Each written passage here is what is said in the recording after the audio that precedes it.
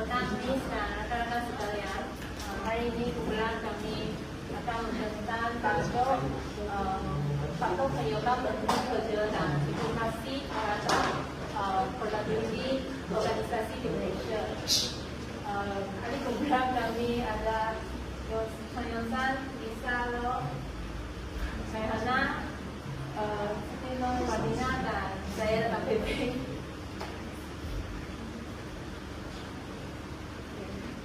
Kajian ini mengkaji tentang faktor penyebab berhenti kerja dan implikasi terhadap productivity organisasi di Malaysia.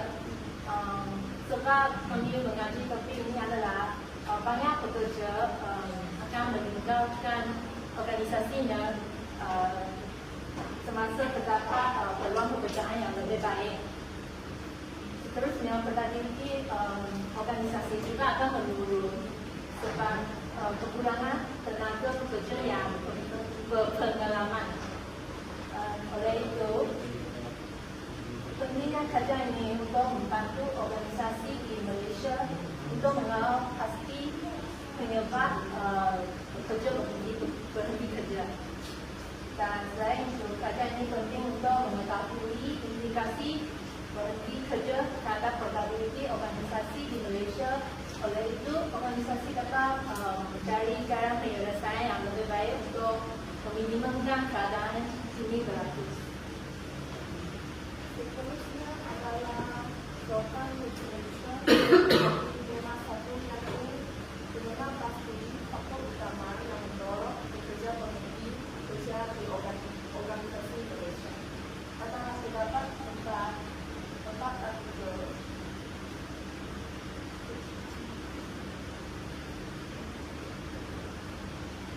Pertama dari William Ellis 2012 yaitu melalui buku Preventing Staff Infections to University.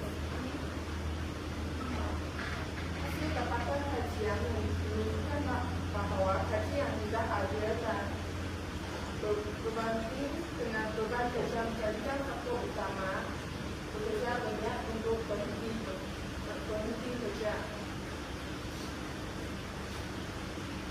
Gaji dikalikan sebagai umpam gaji dan balasan yang diberikan kepada pekerja sebagai pertukaran untuk perkhidmatan yang dilakukan oleh pekerja ini untuk organisasi. Faktor ini juga memainkan peranan yang besar dalam memengaruhi pekerja untuk meletakkan jawatan dan alasan yang paling biasa individu berikat untuk pergi adalah mereka telah menawarkan lebih banyak gaji dan faedah yang lebih baik. Bagi rumusan kajian ini adalah penemuan ini menekankan bahawa ketidakadilan dalam pemberian gaji boleh menyebabkan ketidakpuasan dalam kalangan pekerja sekaligus meningkatkan kadar penghentian kerja. Oleh itu, organisasi perlu memastikan pemberian gaji adalah setimpal dengan beban kerja untuk menjaga kesetiaan pekerja.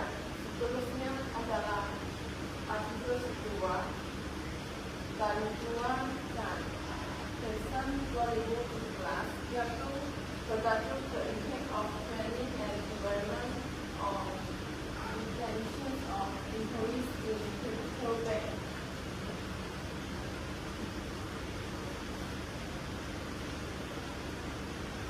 Hasil dapatan kajian menunjukkan bahawa kekurangan program latihan yang regular menyebabkan pekerja meninggalkan organisasi.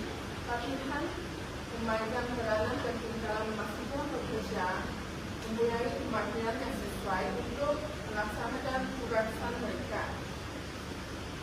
Organisasi yang kurang memberikan latihan kepada pekerja akan menyebabkan pekerja meninggalkan organisasi. Dapatan ini menerangkan bahawa pekerja yang kurang berpuas hati dengan semua latihan yang diterima mengikuti keperluan secara tidak langsung akan menyebabkan pekerja berhenti dari organisasi. Rumusan bagi kajian ini adalah menyelesaikan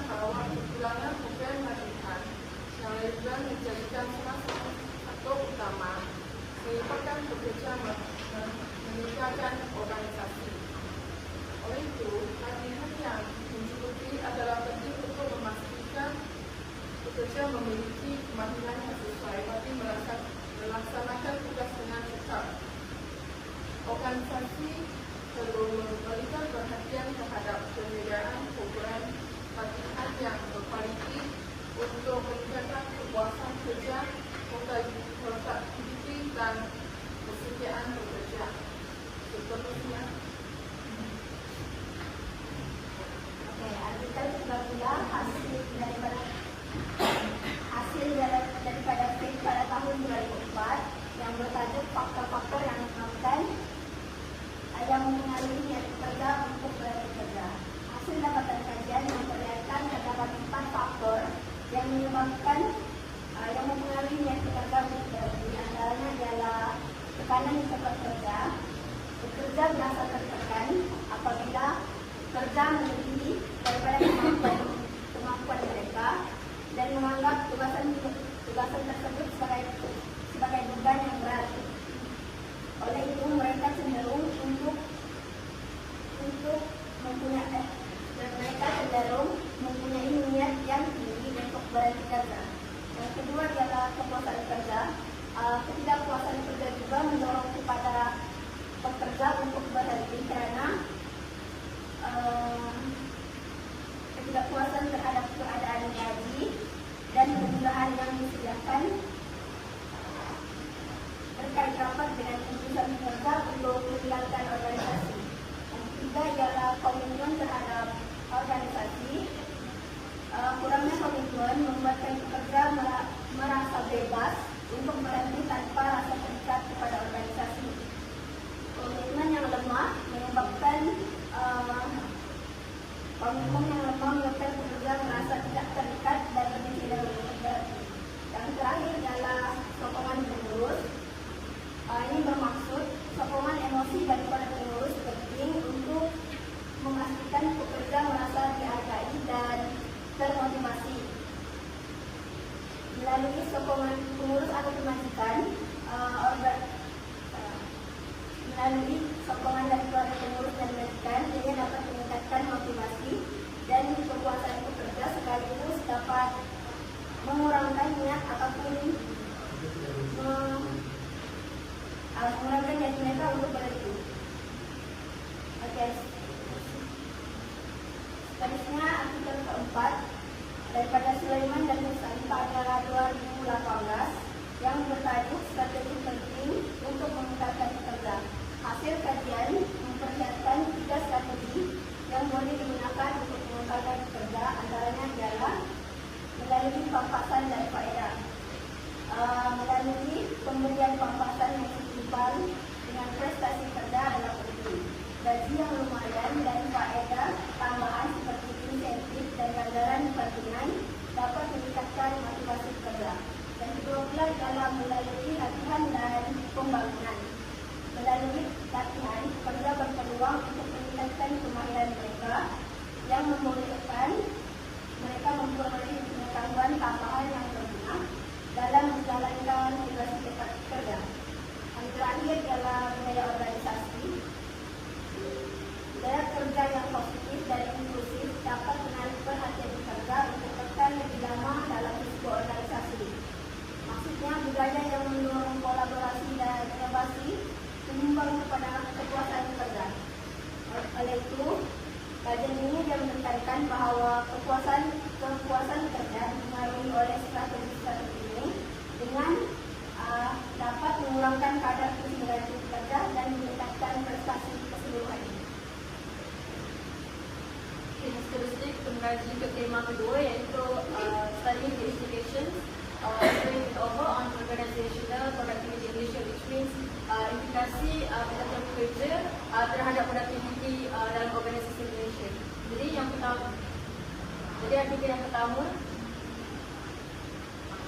yang pertama daripada Boris Setko yang bertajuk Cost of Employee Takeover pada tahun 2017. Dia menggariskan tentang bagaimana pekerja ini digantikan dan memakan kos yang banyak. mengikut jawatan yang orang pegang. Jadi lagi tinggi jawatan yang orang pegang, lagi banyak kos yang memakan untuk menggantikan pekerja itu sendiri. Jadi dia ada juga highlightkan daripada 20% ke 50% kos yang diperlukan untuk mengganti dan juga mencari keberjatan yang barulah untuk pekerja yang baru.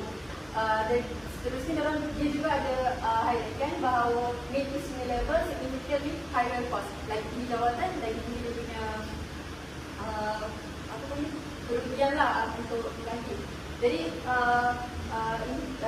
daripada kajian ini kita dapat simpulkan the importance of employee rewards, di mana majikan ataupun organisasi patut hargai pekerja supaya orang lebih bersedia dalam dekat organisasi tersebut. Jadi sudden employee exits disrupt workflows and when everyone is out, it gives you stress and burnout. Which is bila orang stress, jadi itulah menyebabkan orang berhenti, menyebabkan employee turnover dan dia mengkaji macam mana gaji itu diputar balik untuk mencari pekerja baru. Seterusnya daripada SDG, the impact of sudden employee resignations on organization efficiency pada tahun 2020 yang menggariskan yang menekankan bahawa pekerja ini mempunyai kesan negatif dan ketara terhadap motivasi pekerja tersebut, pekerja-pekerja yang ditinggalkan. Kerana the impact of employee resignation, team productivity declines as human employees bear additional workload and increase stress. Bila seseorang pekerja berhenti, bila orang tak dapat cari pekerja yang baru hanya disebabkan kos untuk menggantikan lebih tinggi, remaining workload yang tinggal dipindahkan kepada orang lain menyebabkan seseorang itu stres. Jadi yang kedua adalah burnout and stress. Seperti saya cakap tadi, dipindahkan jadi burnout and stress. The third, workflow disruption, di mana kita dah dibahagikan dalam organisasi. Contoh dalam organisasi financial, urus kewangan design tiba-tiba. Jadi kerja tu kena lepas dekat dia punya tu sementara nak cari. Jadi membuatkan aliran pekerja tu pun susah. Jadi macam mana orang bawah yang nak pergi pengurusan atasan, tak ada orang nak menggantikan untuk menjadi pengantara. Jadi yang keempat ialah importance of support, which is effective workload management and timely replacement are essential to reduce stress and maintain productivity. Ini adalah peranan kepada organisasi sendiri untuk memastikan pekerja orang sentiasa cukup dan jagalah diri bajikan supaya tak stres dan efektif workload. Biarpun seseorang tu mempunyai banyak tugas, at least orang mempunyai banyak masa untuk selesaikan itu supaya orang tak stres. Buku Staffing Organization, dalam buku Staffing Organization 2003 dan 2022 mengatakan bahawa terdapat dua jenis kos seperti kerja yang dikeluarkan dalam kategori luas, iaitu kos keuangan dan kos pertuangan. Kos keuangan ini merujuk kepada pengeluaran yang terlibat secara langsung apabila seorang pekerja berhenti bekerja. Kos keuangan ini yang terdiri daripada kos orang masa pembelajaran, kos bahan dan daratan dan kerugian produktiviti. Untuk kos orang masa pembelajaran ini dia merujuk kepada kos yang berkaitan dengan gaji daripada pekerja yang perlu dibayar kepada pekerja dalam proses penggantian pekerja. Untuk kos bahan dan daratan pula ialah kos tambahan yang perlu dikeluarkan oleh organisasi atau perusahaan untuk membeli atau menyewa alatan baru bagi menggantikan pekerja yang berhenti. Kadang-kadang kerugian produktiviti ialah penurunan dalam produktiviti sehingga pekerja baru dilantik dan dapat memenuhi tanggungjawab yang sama apabila seseorang pekerja itu berhenti. Bagi kos keuangan pula merujuk kepada kesan yang lebih subjektif tetapi penting, di mana terdiri pada kesan negatif terhadap semangat tenaga kerja, kepuasan pelanggan yang lebih rendah, kehilangan pelanggan dan kecekapan yang berkurangan. Pekerja tidak boleh menunjukkan ketidakpuasan di tempat bidang pekerja yang tinggal kerana ia memberikan kesan yang negatif terhadap semangat tenaga kerja. Jika perkhidmatan kerja jasa kepada perawat staf, ia boleh menyebabkan pelanggan akan merasa kurang puas serta pelanggan juga berkemungkinan akan berkenaan kepada pesaing adalah full urge. Bersaing jika tidak menerima perkhidmatan yang tidak memuaskan. Proses pengertian dan latihan kerja baru boleh menyebabkan kecekapan operasi akan berkurangan dan menurun dengan turunnya dalam jangka yang pendek. Oleh itu, majikan hendaklah memahami kedua-dua jenis kos ini karena ia sangat penting bagi mengurangkan impak negatif daripada pekerjaan pekerja. Okey, manakala dalam buku Managing Human Resource, Productivity Quality of Work Life oleh Munir Nasir pada tahun 2019 atau membahas bahawa seorang pekerja yang keluar secara tiba-tiba akan mengganggu aliran operasi dalam organisasi, utamanya dalam persekitaran yang dipacu oleh projek. Hal ini menyebabkan sistem pasukan akan mengalami kemunduran pada tarikh akhir dan matlamat organisasi akan ditangguhkan atau tertangguh. Ini menyebabkan produktiviti dalam organisasi akan menurun. Gangguan kepada aliran kerja yang berlaku akan berlaku disebabkan seseorang pekerja berhenti secara tiba-tiba atau keluar tanpa notis. Hal ini menyebabkan tugas dan tanggungjawab yang pekerja sebelum ini akan yang dialihkan oleh pekerja yang masih tinggal. Ini menyebabkan berlakunya kekeliruan dan ketidakpastian yang seterusnya mengganggu kepada aliran kerja yang sudah dirancang sebelum ini. Kekurangan pekerja dalam sistem pasukan akan menghadapi kemunduran dalam menyelesaikan sesuatu projek. Hal ini akan menyebabkan tarikh akhir yang telah ditetapkan kemungkinan terpaksa ditangguhkan, di mana ia boleh menjejaskan implementasi sebuah organisasi. Jika kehilangan pekerja secara tiba-tiba menjadi suatu kebiasaan dalam organisasi, ia akan menciptakan suasana kerja yang tidak stabil dan tidak menyenangkan, malah memberi impak yang negatif pada jangka masa yang panjang. Kesimpulannya, kajian ini mengaji tentang faktor berhenti kerja dan implikasi terhadap produktiviti organisasi di Malaysia. Berhenti kerja akan menjejaskan produktiviti organisasi di Malaysia. Faktor seperti gaji tidak kompetitif, kekurangan pelatihan dan pembangunan merupakan penyebab pekerja berhenti kerja. Dengan ini, penghentian kerja telah memberi kesan negatif kepada produktiviti organisasi seperti penurunan kualiti kerja, peningkatan kos organisasi dan gangguan terhadap kesinambungan organisasi. Oleh itu, kami mencadangkan organisasi perlu melaksanakan strategi intensif bekerja yang proaktif seperti meningkatkan ganjaran, menyediakan peluang pembangunan budaya dan mewujudkan persekitaran kerja yang positif.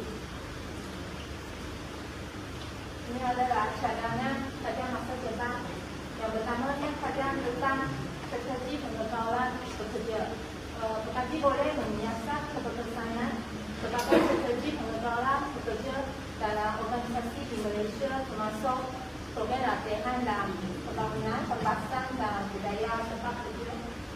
Yang seterusnya adalah kajian perbandingan lintas sektor.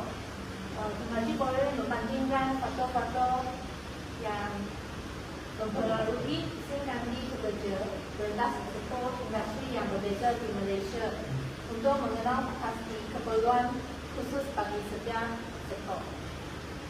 Kepentingan penyelidikan yang dijalankan adalah meningkatkan kefahaman. Penyelidikan ini akan membantu organisasi untuk memahami faktor yang mempengaruhi kepuasan dan motivasi bekerja, serta cara untuk mengekalnya dalam jangka masa panjang. Dan seterusnya adalah pengurangan kos. Dengan mengenal pasti dan melaksanakan strategi yang berkesan, organisasi boleh mengurangkan kos penggantian pekerja dan meningkatkan produktiviti keseluruhannya. Sekian, terima kasih. Terima kasih.